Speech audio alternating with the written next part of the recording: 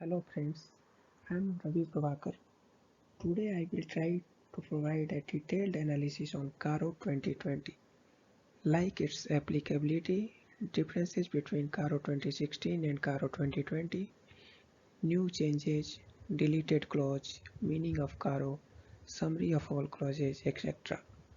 This is my very humble request to all of you that please watch the video till the end, and if you find anything valuable then please appreciate.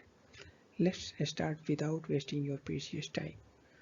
First of all, I want to tell you that due to pandemic of COVID-19, MCA has extended the Caro 2020 applicability for financial year 2021 onward. Detailed analysis of Caro 2020 versus Caro 2016. Caro 2020 is a new format for issue of audit report in case of statutory audits of companies under Companies Act 2013. NAFRA is an independent regulatory body for regulating the audit and accounting profession in India. The aim of Caro 2020 is to enhance the overall quality of reporting by the company auditor. Differences between Caro 2016 and Caro 2020. Effective date of applicability. Caro 2016 was applicable from financial year 15-16. Caro 2020 has superseded Caro 2016 and it is applicable from financial year 2021. Initially it was applicable from 1920, but MCA has deferred for one more year due to pandemic of COVID-19. This is the most important part in Caro because here we can see where is Caro applicable and where it is not applicable. Caro is applicable to all companies including foreign company except the following companies. Caro is not applicable on banking and insurance companies. Caro is not applicable on Section 8 company. Caro is not applicable on one person and a small company. Caro is also not applicable on a private company if they meet all the following conditions, like a private company, not a subsidiary or holding company of a public company. If a private company paid up share capital plus reserve and surplus not exceeding rupees 1 crore as on balance sheet date. Borrowing not exceeding rupees 1 crore from any bank or financial institution at any time during the financial year, and revenue not exceeding rupees 10 crore. In revenue, we include revenue from discontinued operation also. So the crux is Caro is applicable on every company except these following company. Now we are coming on reporting part. There were 16 clauses under Caro 2016 and now there are 21 clauses under Caro 2020. So there are various changes under clauses. This is first clause of Caro. Reporting on fixed assets. This clause has been amended. Under Caro 2016 focuses on reporting requirements of all fixed assets, although Caro 2020 got more focused on property, plant equipment and intangible assets in parallel with the terminology of Ind AS. In Caro 2016, there were 4 points: maintenance of proper records including details of quantity and situation of fixed asset, physical verification at regular intervals by the management, material discrepancies accounted for in the books of account, title deeds of immovable property if not held in the name of company.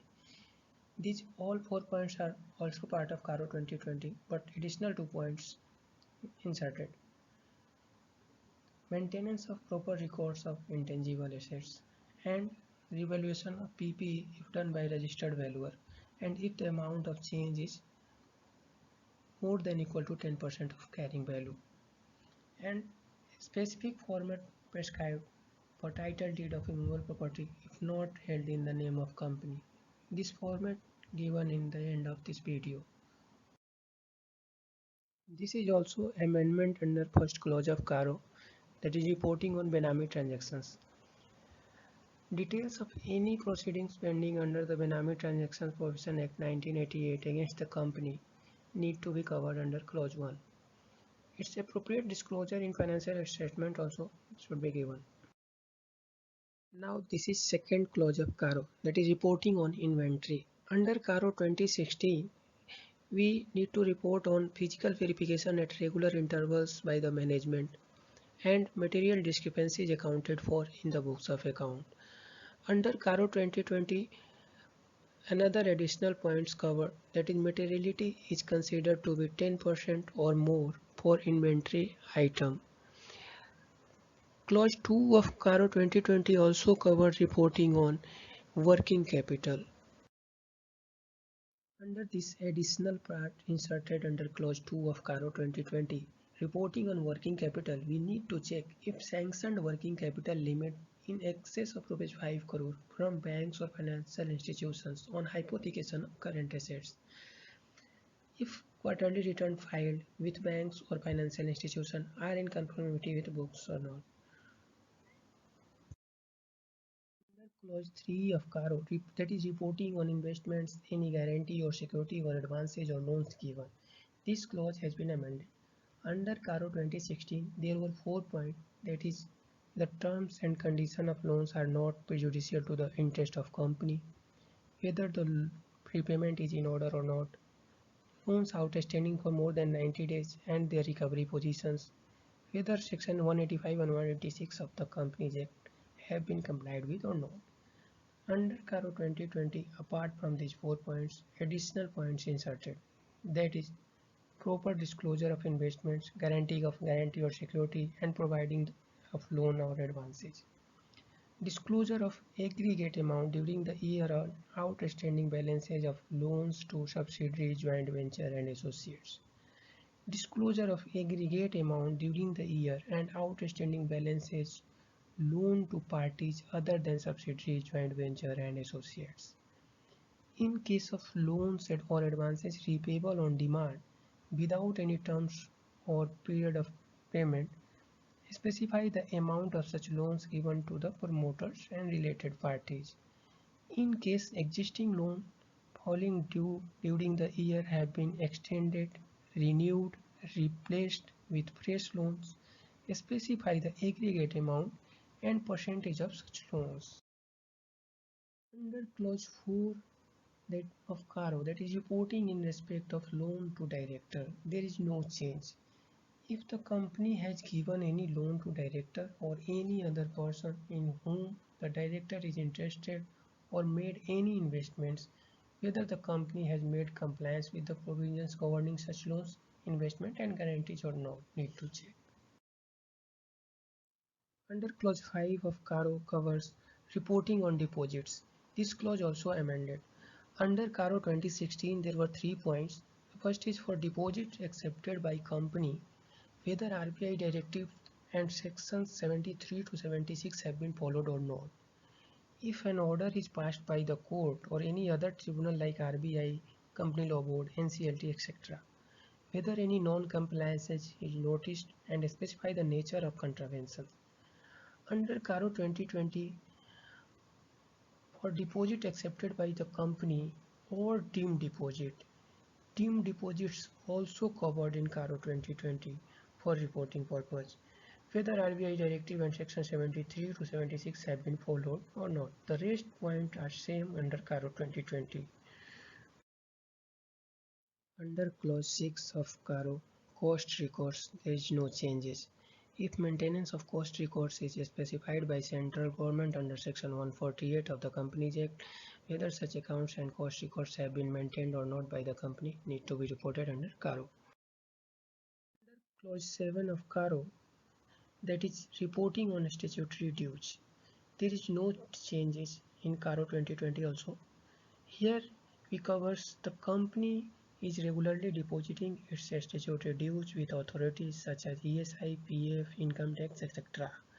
If not regular, statutory dues outstanding for more than 6 months as on the last date of the financial year should be disclosed. If any taxes have not been deposited because of any pending dispute, then disclosure on the amount of such dispute and the forum where the litigation is ongoing need to be reported in detailed manner. Under clause 8 of CARO, reporting on transaction not recorded. This is the new clause inserted under CARO 2020. Are there any transactions not recorded in the books of account but disclosed as income in the income tax proceeding or assessment need to be reported. proper disclosure of such unrecorded transaction has been done or not. Under clause 9 of CARO, that is reporting on defaults in repayment, this clause has been amended. In this clause, there is requirement of proper reporting of defaults by the company in repayment. Under CARO 2016, the details of period and amount of defaults in respect of repayment of loans or borrowings to the banks, financial institution, government or debenture holders required. But in CARO 2020, there are various another requirements added, like format specified for showing lender-wise details of default. This format given in the end of this video, whether the company is declared as a willful defaulter by the lender, whether term loans, short-term loans are applied for the purpose for which they were obtained, with details of diversion if any, details of fund procured by the company to meet the obligation of subsidiaries, joint ventures and associates, whether the company has raised loan on the pledge of securities held in subsidiaries, joint venture and associates. These all points are need to be reported specifically. Under clause 10 of CARO, that is reporting on public offer, there is no changes. This clause covers utilizations of money raised through IPO or FPO for the earmarked purpose for which it was raised. In case of any delay and defaults in utilization, details thereof need to be reported. This clause also covered reporting on private placement or preferential allotment. Private placement or preferential allotment made by the company is in accordance with section 42 and 62. Whether the amount raised has been utilized for the purpose for which it was raised. If the purpose is different, then we need to report under CARO. Under clause 11 of CARO, reporting on fraud, this clause has been amended. CARO 2016 says about any fraud by the company or its officers, employees which has been noticed during the financial year, the nature and amount of fraud involved. CARO 2020 covers one additional point, whether any report in Form 84 has been filed by the auditor with the central government in relation to suspected offence also need to be disclosed. Under clause 11, one more point inserted, that is reporting on whistleblower complaints. Whistleblower complaints received by the company during the year to be considered by the auditor while submitting his audit report.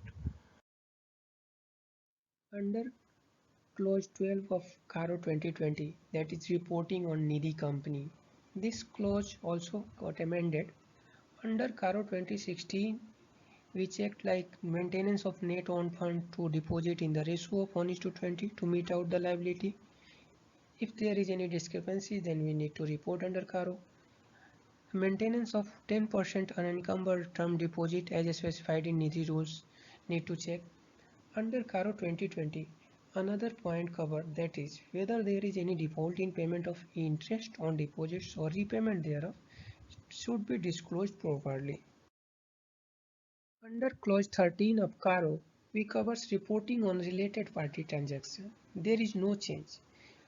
Here we covers whether all transactions with related parties have been made in compliance with section 177 and 188 of Companies Act 2013 or not.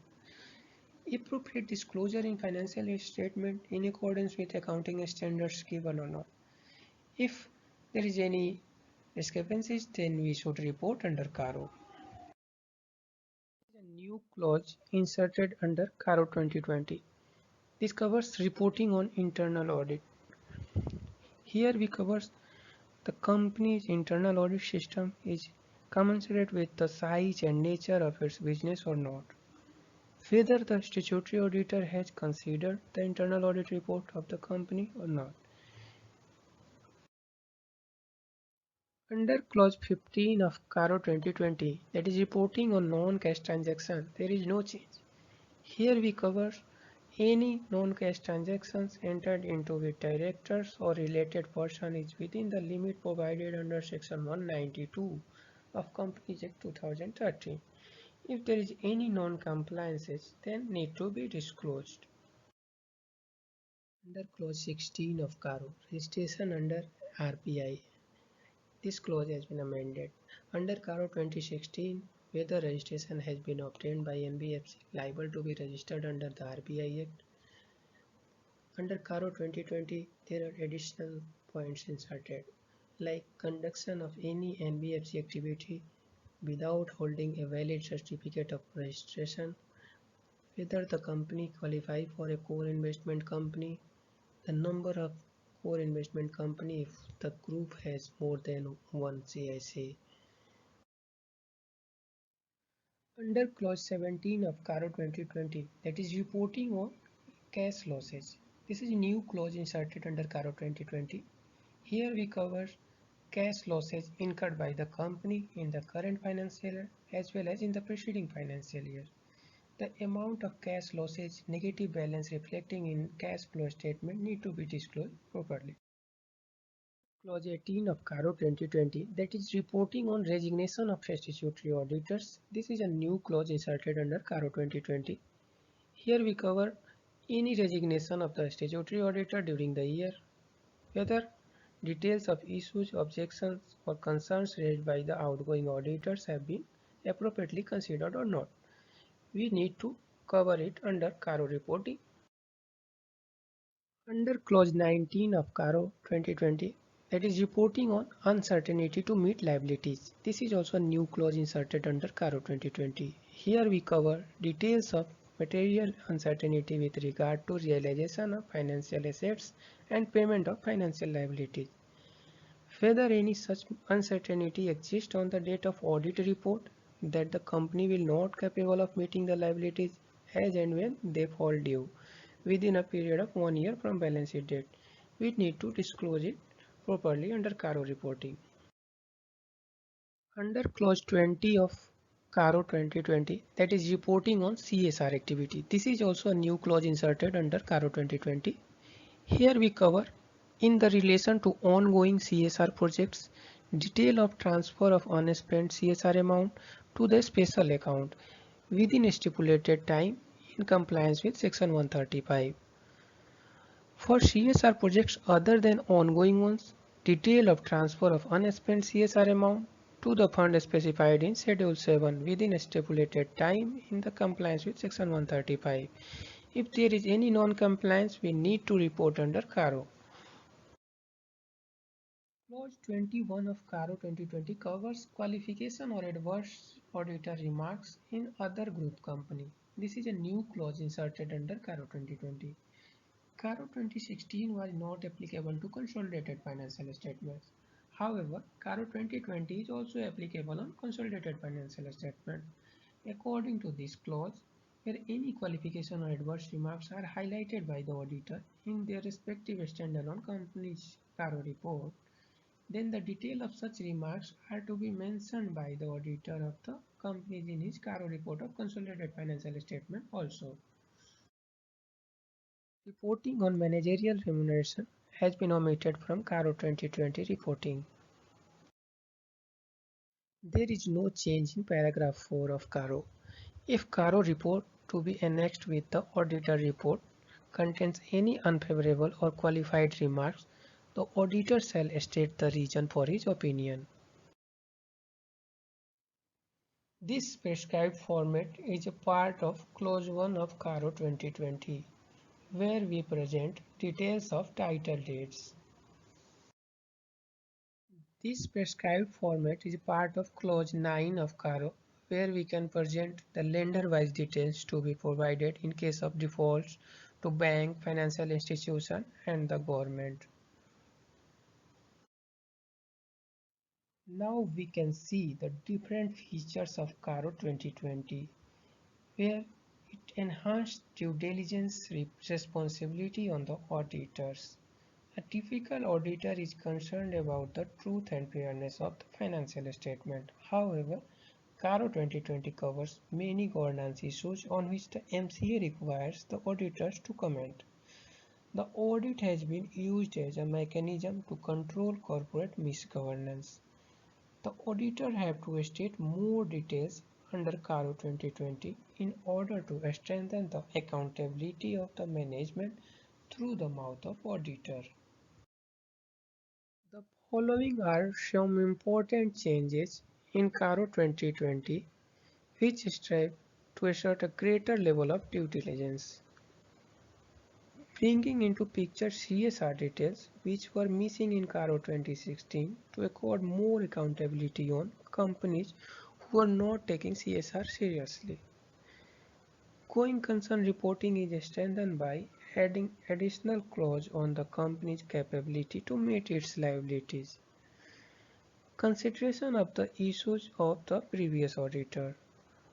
Separate reporting of negative cash losses visible in the cash flow statement. Activities carried out by NBFC or HFCs without valid certificates. Disclosure on the work of internal auditors.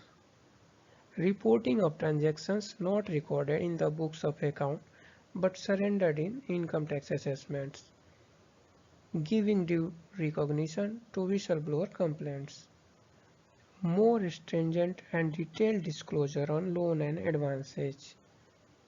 Defining material discrepancies in inventory values and PPE values. Compliance by companies who have been sanctioned working capital limits in excess of Rs 5 crore. Here we can see all the clauses of CARO 2020 at one place. First clause is details of tangible and intangible assets. Second is details of inventory and working capital. Third clause is details of investments, any guarantee or security or advances or loans given. Fourth clause is compliance in respect of loan to directors. Fifth clause is compliance in respect of deposits accepted. Sixth clause is maintenance of costing records. Seventh clause is deposit of statutory dues. Eighth clause is unrecorded income. Ninth clause is default in repayment of borrowings. 10th clause is funds raised and its utilization. 11th clause is fraud and whistleblower complaints. 12th clause is compliance by Nidhi company. 13th clause is compliance on transaction with related parties. 14th is internal audit system. 15th is non-cash dealings with directors. 16th clause is registration under section 45 IA of RBI Act 1934. 17th is cash losses. 18th clause is resignation of statutory auditors. 19th clause is material uncertainty on meeting liabilities. 20th clause is transfer to fund specified under Schedule 7 of Companies Act 2013. And the last clause is qualifications of adverse auditor remarks in other group companies. Thank you so much for watching this video. Please subscribe our channel for regular professional updates.